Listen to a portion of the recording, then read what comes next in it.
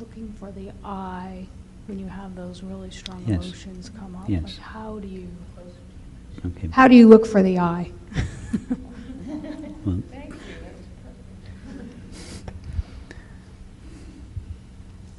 okay, let's take an example where somebody says something to you which is hurtful, and you feel upset. So what is it that is upset? That someone has said something to you, you've heard some words, yeah, and the words are heard by awareness. Yeah, you're aware of the words, you hear them. Now,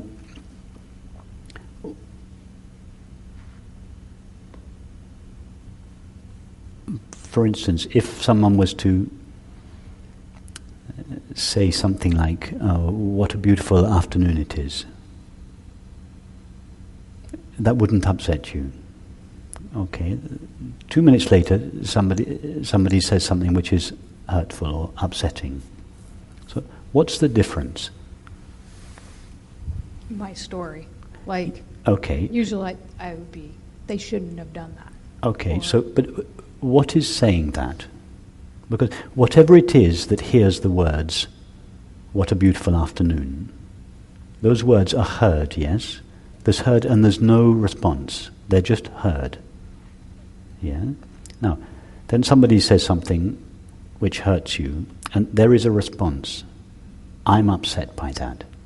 Now, what is it that is upset? Is whatever it is that heard the words upset?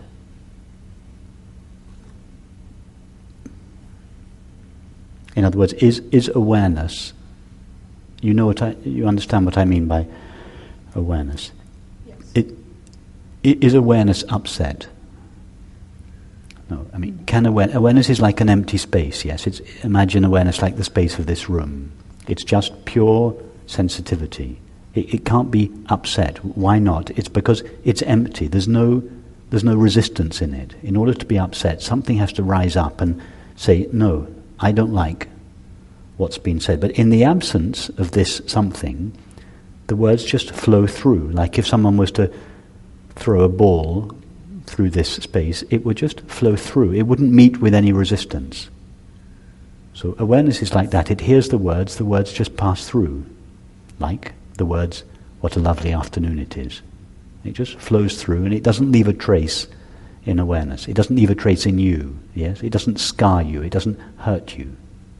Now, when you hear the hurtful words, something in you rises up and meets the words. The words are floating through you and something rises up and clashes with the words and says, I don't like that. What I is that? The I that doesn't like these words. It's not the I of awareness, yes? Because awareness is like an empty space. So what I is it?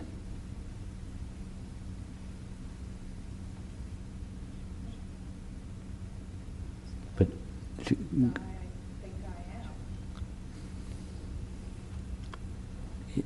I think it's the I you think you are. Okay, but now go to that I. Try to find that I.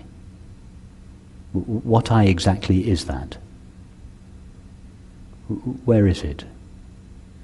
What's it made of? I mean, you're feeling on its behalf. You call it I, so you must know it. Where is it? What is it?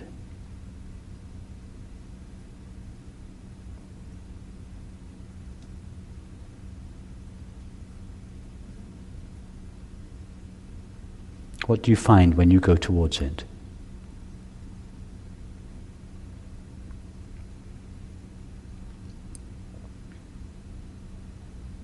I guess I see it as like that story of, I don't know. It's a story, yeah. yes. Can a story be upset?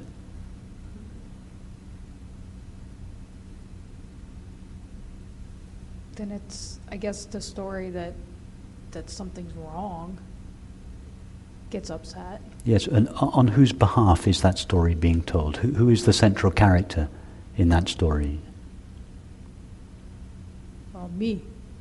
Me, you point to your body, but is your body upset by these words? I mean, It feels upset, so I get tightness in my stomach and tightness in my chest. Yes, but your body has not been upset by the words. The tightness in your chest or your stomach is the result of being upset.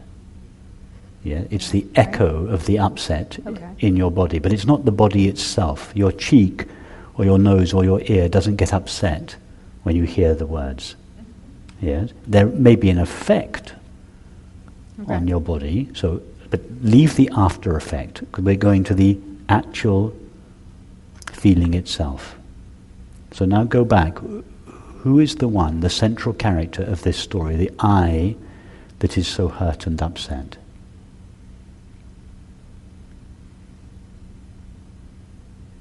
What do you find when you go back, when you go towards yourself? I don't find like a thing, I just find...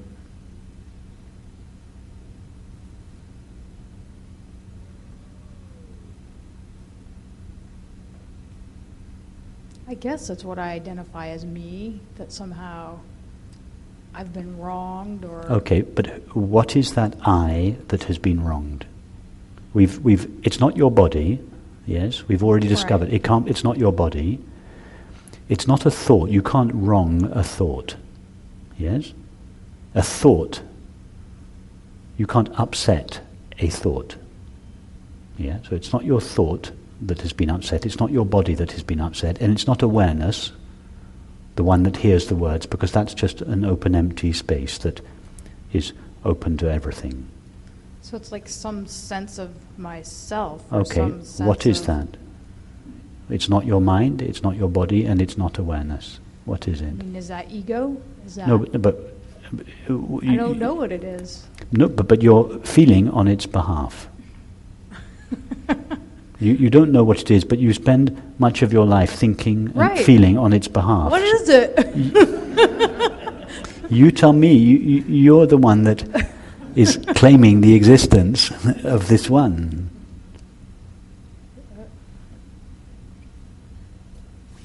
I don't know. I can't identify what it is. Perfect. You're quite right. Why can't you identify it? It doesn't exist. It's not there. It's not there. But it feels like it is. It's not there. It's a fictional I, an imaginary self, on whose behalf we spend most of our lives thinking, feeling, acting and relating. And yet when we just pause, like we do now, and say, okay, what exactly is this I? Let's be really specific and scientific. What is this I on whose behalf I spend so much time thinking and feeling? It's not my body. Your body is not upset by some words. You can't upset a thought or an image. It's not my mind that is upset, although the mind can express upset. And it's not awareness, because awareness is open and empty. What else is there in your experience? There isn't anything else. It's a fictitious I. It's the ghost in the system that is not really there, on whose behalf we spend most of our lives thinking and feeling. Now, when you discover that, when you go to the I, you're feeling upset, and instead of getting mad with the person that did whatever they did, you say, okay, I'm just going to go towards this I that is upset. Now, when you don't find it, when you can't find the one on whose behalf the upset is taking place, what happens to the upset? I assume it would just go away, because there's no shoulds anymore. There's no reason to be upset. Perfect. Because I don't have to fix it or do anything. No, of course, you don't have to fix it, because you've seen that the character upon whom the upset feeling depends has been discovered to be non-existent. When that happens, the bottom drops out of the story of the upset. What you will be left with is a wave, because as you rightly said, this feeling of upset has an impact on the body, a feeling in your chest or your belly. That will remain. But it's no longer a feeling of being upset, it's just a sensation. And because that sensation has no functional purpose, by functional purpose, there's a sensation, you're holding the mic, yeah? There's a sensation there. That sensation has a functional purpose. It's there. The sensation that the residue of upset in the body has no other purpose other than to support the separate self that was upset. It's a kind of ally in the body of the separate self. Now that this separate upset self has been seen to be non-existent, this sensation in the body no longer has a job, it's redundant, and it will just be gradually dissipate out of the body as a result, because it's not required any longer. And the body will be washed clean of this tension and will be returned to its natural state of openness and sensitivity. And then, the next time the feeling comes up, you do the same thing again. You explore the I around whom it revolves, and you go back again and again and again and again, and you experience for yourself over and over again that this I, this separate I on whose behalf you have been thinking and feeling for so long, is not there. When you look for this I, you find the I of awareness, open, empty, at peace. And this gradually becomes your identity. You begin to take your stand as that awareness, not as the reactive, upset self. And then from that place you would actually react with wisdom in the situation. Exactly. You still have reactions, but the reactions are no longer on behalf of a self that is always trying to defend itself or aggrandize itself through reactivity and relationship. There'll still be a response to a situation. You don't become a stone. On the contrary, you become very sensitive.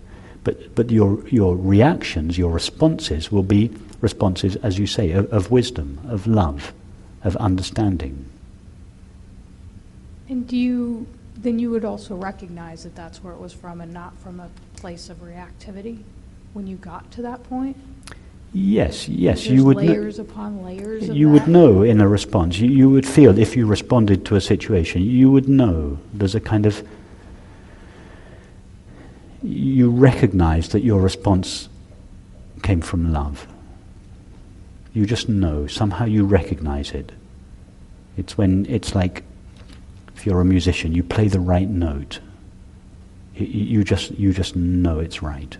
Somehow, if your response has been a loving response and an intelligent response, even if it was a firm one, something in you knows, I know that came from truth. I know that was a loving response. I wasn't trying to defend myself. I wasn't trying to put the other person down. I wasn't trying to aggrandize myself.